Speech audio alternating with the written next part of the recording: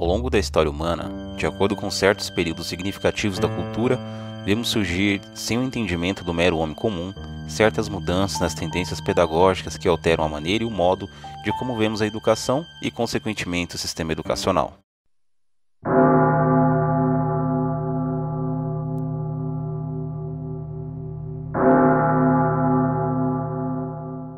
Durante os anos de 1933 e 1945, o nazismo obteve o controle sobre o sistema educacional alemão e decretou que fosse tirada dos pais e das autoridades locais a obrigação do ensino formal. E todas as pessoas nas profissões de ensino, do jardim de infância às universidades, foram coagidas a se aliarem à Liga Nacional Socialista dos Professores, que, por lei, foi responsável pela execução da coordenação ideológica e política de todos os professores de acordo com a doutrina socialista. Tal alteração tinha como finalidade incutir nos alunos os pressupostos da ideologia nazista.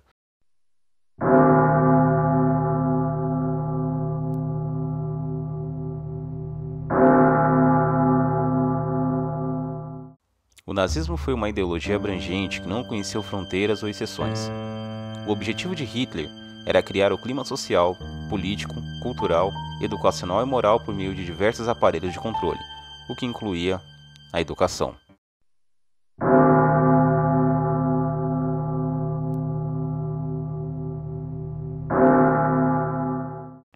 A ideologia marxista, conforme estabelecida por Lenin, tinha aspirações abrangentes. A Revolução de Outubro de 1917 criou o Narcompros, o Comissariado do Povo para a Educação, centralizando e monopolizando toda e qualquer instituição de ensino. O Estado deveria se tornar o educador, o novo pai. Sob o comunismo, os papéis se invertem de tal forma que os lares e as escolas refletiam e perpetuavam a agenda do partido. As crianças deveriam odiar o capitalismo e exaltar as virtudes do socialismo. Exemplo clássico de como uma geração inteira de pessoas foram doutrinadas a aceitar apenas um ponto de vista da realidade. A escatologia marxista dava condições à limpeza ideológica do que restava da antiga visão educacional clássica, sendo embasada por uma falsa sociologia. Entre as forças ideológicas que influenciaram a educação até o presente momento, nenhuma exerceu mais influência na cultura ocidental do que o pensamento gramsciano, por meio daquilo que ficou conhecido como Revolução Cultural. Abriu-se as portas de uma nova noção paradigmática da educação. Até aqui, vimos como a educação foi utilizada por grupos sociais através do aparelhamento estatal. Todavia, o terreno estava sendo preparado por uma figura que marcaria a maneira pela qual a educação, a pedagogia e a filosofia da educação seriam drasticamente alteradas. Antônio Gramsci foi um filósofo marxista, fundador do Partido Comunista Italiano, que rompeu com a crença de Marx e Lenin de que as massas se levantariam e derrubariam a superestrutura dominante. Gramsci argumentava que para modificar a cultura seria necessária uma longa marcha pelas instituições, através da arte, cinema, teatro, os jornais e as universidades e escolas. Assim as pessoas seriam doutrinadas sem o seu consentimento, como é exatamente o caso nos dias de hoje. Depois de Antônio Gramsci, com sua noção de revolução cultural, outro autor de peso contribuiu poderosamente para o avanço da destruição do sistema educacional atual: H.G. Wells. Wells, em sua poderosa obra Open Conspiracy, de 1930, lança os fundamentos daquilo que ele mesmo chamou de a conspiração aberta, ou seja, um esforço sistemático entre povos e nações de fazer uma revolução à luz do dia, algo inusitado, totalmente diferenciado segundo o autor.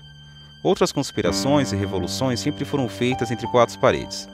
Obra publicada na década de 30, lança os fundamentos da nova educação global. Nas palavras de Wells, desde seu princípio, a conspiração aberta se determinará a influenciar o maquinário educacional existente, mas por um longo tempo ela se perceberá confrontada nas escolas e nas faculdades por poderosas autoridades religiosas e políticas determinadas a retroceder a crença para o ponto onde foram colocados por seus pais, ou até mesmo para antes deste. Um movimento vigoroso de reforma educacional surge como uma expressão natural e imperativa do conspirador aberto. Uma revolução na educação é a parte mais imperativa e fundamental da adaptação da vida às suas novas condições sociais e políticas.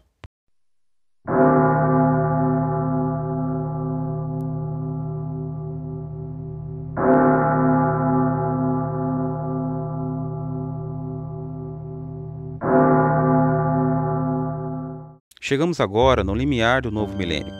A educação em si deixou há muito de criar sujeitos questionadores. O sistema educacional totalitário dominante sufoca as liberdades individuais em detrimento do ensino coletivizado.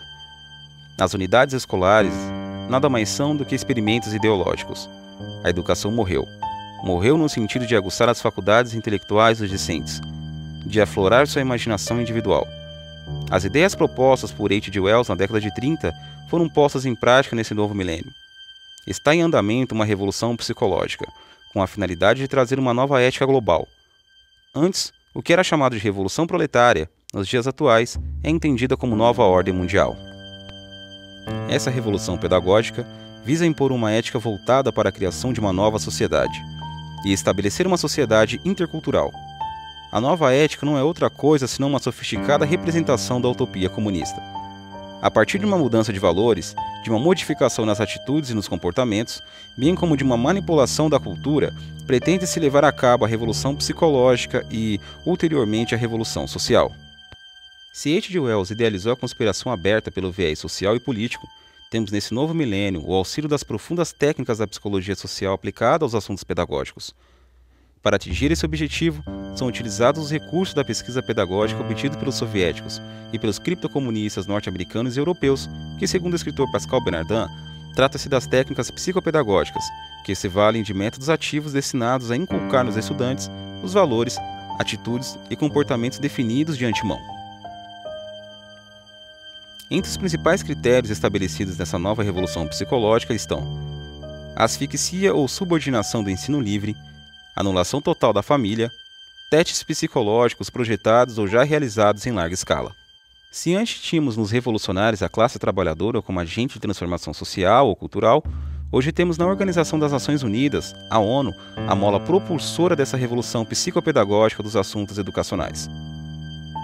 A aplicação desse plano assombroso está submetida à teoria de sistemas. Um problema sistêmico influi na totalidade de uma sociedade, ou ao menos sobre diversos de seus subsistemas vitais.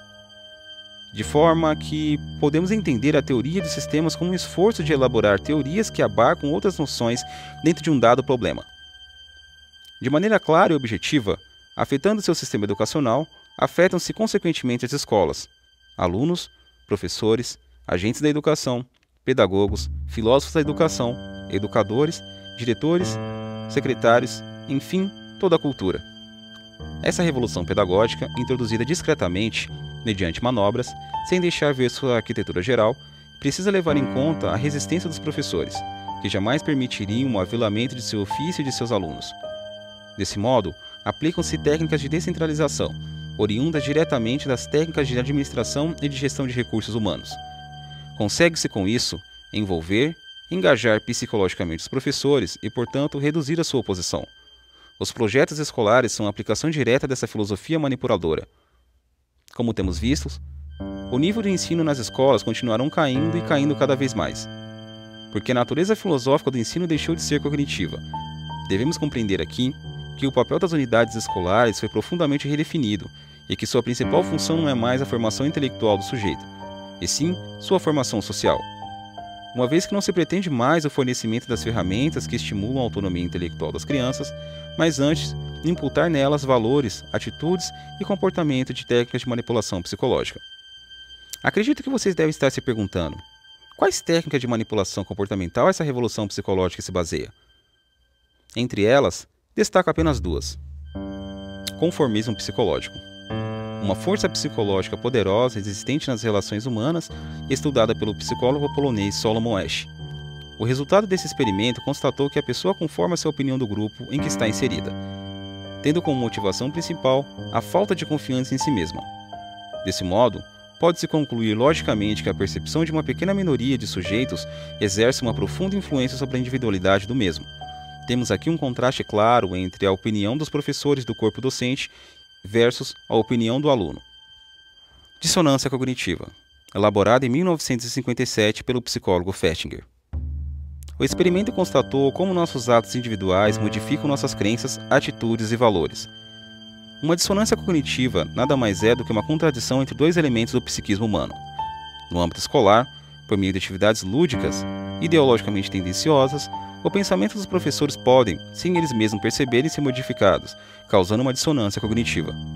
Convém notarmos que, em última instância, a teoria da dissonância cognitiva nada mais é do que a dialética psicológica. Até o presente momento, a história constatou a existência de forças poderosas que atuam contra o sistema educacional. Essa é uma situação perigosa e alarmante. Alterando drasticamente a natureza sistêmica do ensino por meio de técnicas ativas, tem-se toda a estrutura hierárquica do sistema educacional alterado. Não há escapatória, não há volta, não há esperança. O que temos pela frente é um futuro sombrio e obscuro.